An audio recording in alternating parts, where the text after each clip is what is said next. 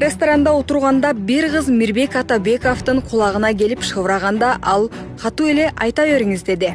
Ырчы менен чогуу иш алып барган Адил Урдинов 5 жыл мурда болгон окуяны айтып берди. Анда бир аял конкурстан утуп алган сертификаты менен үй бүлөсүн майрамдатканы ресторанга алып келет. Бирок тамактардын эсеби 30 000 сом болуп кетет. Ал эми администрация сертификатта 500 сом гана арзандатуу болгонун айтып, акча талап кыла баштайт. Эмне кыларын билбеген аялдын акыркы үмүтү тамактанып отурган Мирбек Атабековдо болот.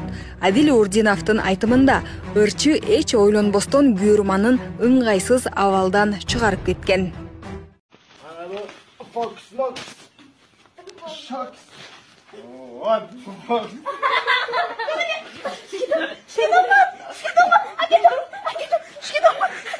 Что